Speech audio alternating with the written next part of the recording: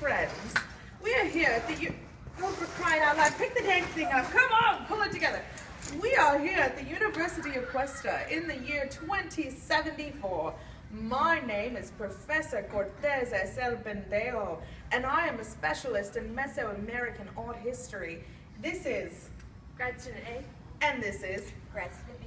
And we are about to use the university's time machine to travel back to ancient Mesoamerica. This is the first time, so hopefully we can make it back okay. But if we don't, not a bad place to be trapped. We will be searching for ancient ritual artifacts related to the practice of body modification, such as piercings and ear-spool jewelry. Let us see what we can find. Ourselves today. Tenochtitlan, mira. Tenochtitlan, I see. We're not far off the track, but we need a guide. Would you like work, Maria? Oh, sí, trabajo. Trabajo, sí, Muy bueno. yes, muy bueno. Sí. Awesome. Well, you will lead us through ancient Mesoamerica as we search for ruins. How does that sound? Bueno. Ah, this way. Ahí. Aquí. Oh! We found it! We are currently in the ancient ruins of Posia, Belize. Sí. What have we here? I bet there's some good stuff. Oh, bueno. Oh, what is this? Maria, look what we have found! It's a skull! Yeah. Oh my goodness! Oh, and it's not just a skull, Maria. This is fabulous. It's a skull with dental implants. Can you believe the luck? Well, this skull is probably dated, I would say, between 700 and 780 AD by the looks of him. I would assume he's between the age of 18 and 35, as this was a typical practice for non-royal young elites. He probably had this done in preparation for sacrifice, but he could have had it done to commemorate his death after he died before he was buried. Those look like jade. Apparently jade and obsidian was fairly common for this practice. This will have to be one for the museum, don't you think, Maria? Oh, sí. Oh, it's so beautiful. Oh, yes. Oh, Maria, you have done well. It appears that we have found the ancient ruins of San Lorenzo along the Oaxaca region in the southern Pacific coast of Mexico. Let's get to digging. Grad Student 1, do your job. Oh, gosh. Why are you here? That's a shard of pottery. Keep looking. Ding! What is this? Get it. Hurry, quick. Mira. Carefully. What have you found? Where's my brush? It's in the chest hair again. Oh, it's beautiful. We've done a marvelous job. Maria, well done. It appears that we have come upon a jade perforator. Probably from the 1200 to 400 BC date, don't you think, Grad Student 1? Fabulous. These were used for rituals, normally by rulers and priests. These rituals would ensure that the people stayed in line. It would reaffirm the legitimacy of the rulers and help to ensure the fertility of the land for many moons to come. It also proved that the rulers and the priests could communicate with the gods, which the regular people could not do. Don't you think that's fascinating, Grad Student 1? So fascinating. Maria, well done. And not in art. What have we found here? Get that brush out. Oh, it looks pretty. Oh, can you believe it? It appears we've come upon a pair of solid jade ear spools. These are probably from 900 to 500 BC. Quit fooling around. They're made of solid jade. That's just absolutely incredible, don't you think? And they were worn by elites and priests. Yes, they were, absolutely. They were not for the common folk such as yourself. We are taking these to the museum, and you keep your grubby paws off of them. See what else we might find in here. What in the world are you doing? The square's over here. You're destroying the natural habitat. Holy cow. Pay attention, woman. What have we found here? Oh, mira, Maria is right. It is a naked man indeed. Not just any naked man, though. This is the adolescent statue. Can you believe we were lucky enough to come upon this? This is a thing only of myth. It appears this was created sometime in the 11th century. Can you believe that? It looks like it's from the Talamahan region. Talamahan? Tamuin, my dear, Tamuin. Tamuin. And rule in Spanish, please.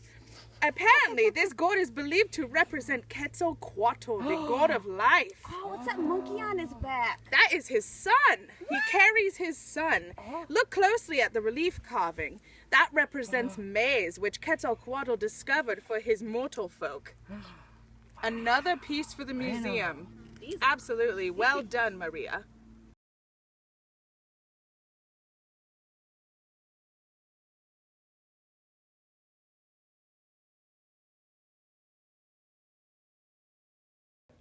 Ancient people practiced body modification not only by piercing their bodies, but also by modifying their teeth.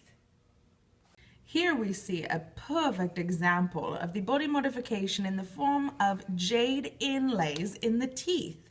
Jade was used because the ancient people believed that it cleansed the person and also cleansed their breath. Student B here actually lost the solid jade ear spools that we found. However, imagine the luck. She happened upon an exact replica of these same ones that we found on our archaeological dig. What are the chances? Anyway, we'll talk about these today as if they were the regular ones. Ear spools were normally worn by elites, starting sometime in early childhood. This was done as part of the body's development, and it was definitely an elite practice only. This was part of bringing these elites, such as rulers and priests, closer to the gods, and served also as an expression of creativity and their wealth. Here we are looking at the jade perforator that we found on our recent excavation in ancient Mesoamerica. Ooh, like my ear spools. Yes, just like those jade ear spools. Anyways, these perforators would be used to perform various body modification rituals, usually to pierce the ears for things such as the jade ear spools, or sometimes the lip for things such as labrets. These were normally used, again, only by priests and very elite individuals as another way to reaffirm their elite status and superiority. Student B here. Here we have the adolescent statue that we found at our adventure.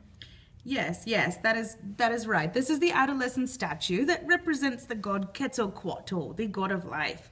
If you'll notice closely, his ears have very large holes in them. Gods are often seen in this manner, depicted with large and prominent ear spools. Grad student B. Here we are viewing the back of the same statue of Quetzalcoatl. You'll see again his large ear spools, and also the monkey on his back represents his son. You'll notice here that his son is also adorned in ear spools and jewelry. Quite a beauty, don't you think? Here we are, back at the University of Cuesta in California. We have grad student A, and we lost grad student B. Learned while we were reviewing the artifacts that we found on our trip to ancient Mesoamerica. I believe the most important thing that we came across was the idea that body modification and these rituals were pan-Mesoamerican, meaning that they were practiced across many different cultures in many different sites throughout all of Mesoamerica, Central America, and leave the chest hair alone. Also, it is important to note that the practice of body modification and jewelry itself is very socio-political in these cultures. It really helped to reinforce who the elite ruling class was and who the common masses were, and create that divide by keeping people in line. And also really helped to connect people to the gods, which also strengthened that divide. Anyway, so that is what we really came back with from our trip to ancient Mesoamerica. We did not come back with grad student B, but we did come back with grad student A, who has these beautiful replicas of jade ancient Mesoamerican earrings that she will keep with her for the rest of her life. And we thank you for joining us on our journey, and we'll see you next time.